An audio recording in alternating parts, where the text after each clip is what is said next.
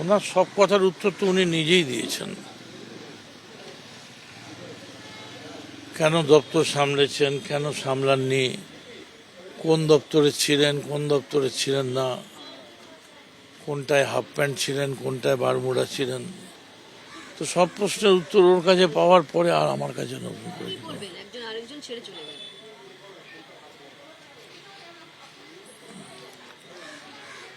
কবি বললেন, শুধু যাওয়া আসা, শুধু স্রোতে ভাষা। মমতা বন্দ্যোপাধ্যায়ের যে সমস্ত পদের দায়িত্ব দিয়েছিলেন চন্দ্রিমা ভট্টাচার্যকে, সেই সমস্ত পদ থেকে চন্দ্রিমা ভট্টাচার্য তিনি ইস্তফা দিয়েছেন। যেরকম রাজ্য সভানেত্রীর পদ থেকে ইস্তফা দিয়েছেন, তারই পাশাপাশি দলের হয়ে বিভিন্ন ব্যাংকের সই করার দায়িত্ব থেকে তিনি ইস্তফা দিয়েছেন। কমিশনে দলের দায়িত্বপ্রাপ্ত স্বাক্ষরকারীর পদও ছেড়েছেন চন্দ্রিমা ভট্টাচার্য।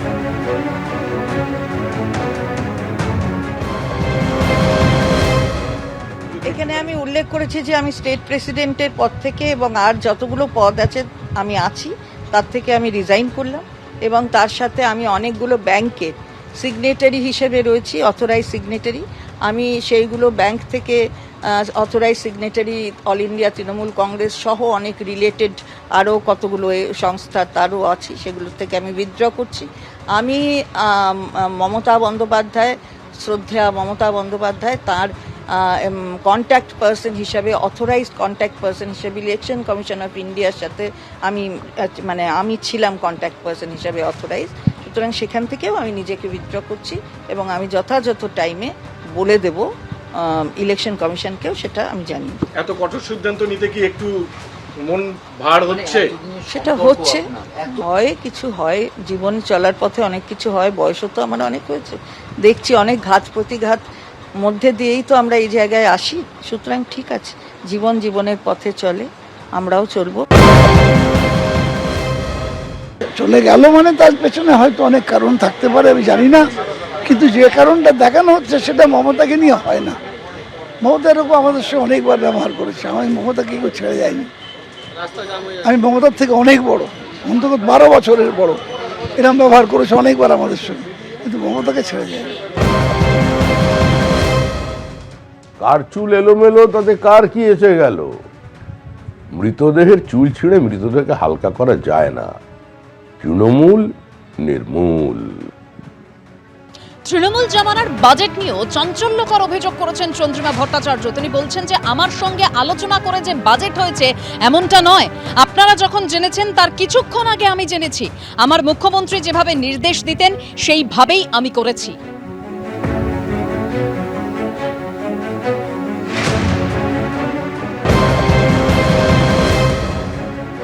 বাজেট আমি বলে দিই আপনাদের যে আমার সাথে খুব ডিসকাশন করে যে বাজেট তৈরি হয়েছে, কখনোই সেটা তৈরি হয়নি।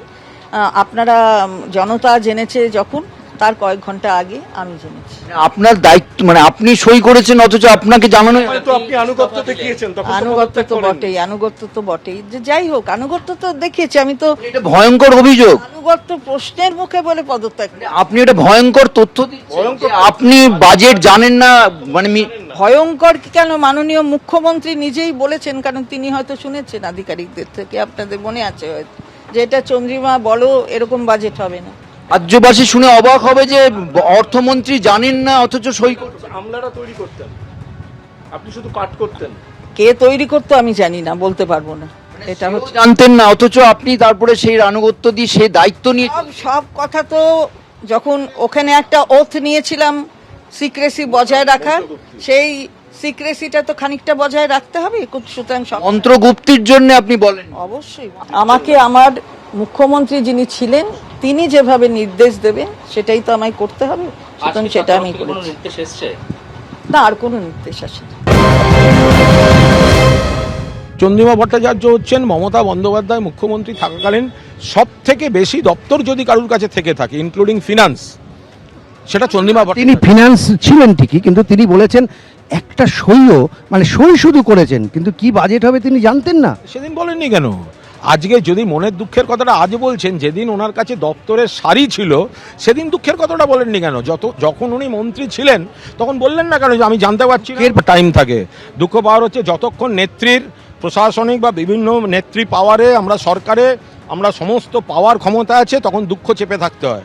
আর যখন নেত্রীরা দেওয়ার ক্ষমতা নেই যারা যারা এই সময়টা নোক দাঁত বার করছে সেদিকে থাকলে এখন সে দুঃখটা প্রকাশ করা যায়।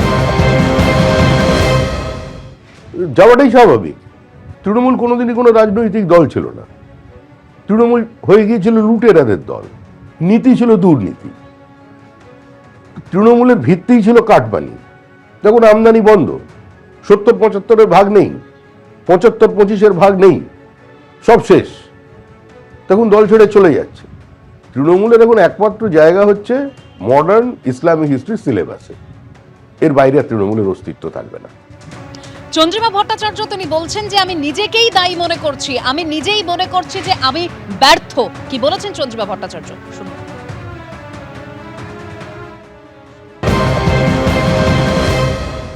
কালের নিয়মে যেখানে নিয়ে যায় পথ সেখানে যেতে হয়। কালের যাত্রার ধ্বনি শুনিতে কি পাও, তারই রথ নিত্যই উধাও। সুতরাং সেটা আমাদের মনে রাখতে হবে। সেটা যেখানে যেদিকে নিয়ে যাবে সময় বলে দেবে।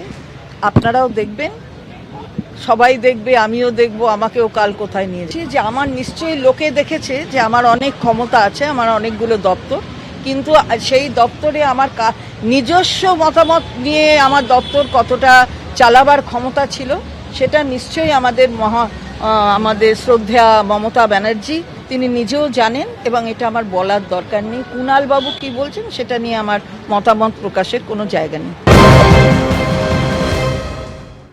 ওনার সব কথার উত্তর তো উনি নিজেই দিয়েছেন।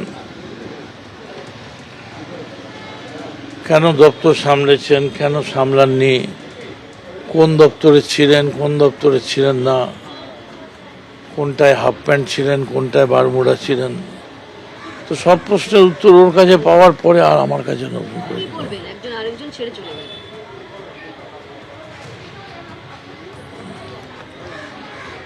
কবি বললেন শুধু যাওয়া আসা, শুধু স্রোতে ভাষা। যেসব শব্দ উনি ব্যবহার করেছেন সেটা খুব চিন্তার। এই নিয়েও তদন্ত হওয়া উচিত। উনি বলেছেন উনি নাকি বাজেট পেশ করতেন, কিন্তু সেই বাজেট অন্য কেউ লিখে দিত, উনি শুধু সই করতেন। কে লিখে দিত? আইপ্যাক কে লিখে দিত?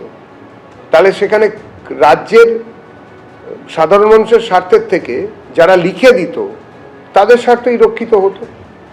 আমার ধারণা সম্মাননীয় মুখ্যমন্ত্রী শ্রী শুভেন্দু অধিকারী এবং রাজ্য সরকারের অন্যান্য আমলারা, মন্ত্রীরা এই বিষয়টি দেখবেন এবং নিশ্চিতভাবে চন্দ্রিমা দেবীর এই কথার তদন্ত হওয়া উচিত। এবিপি আনন্দ এগিয়ে থাকে, এগিয়ে রাখে।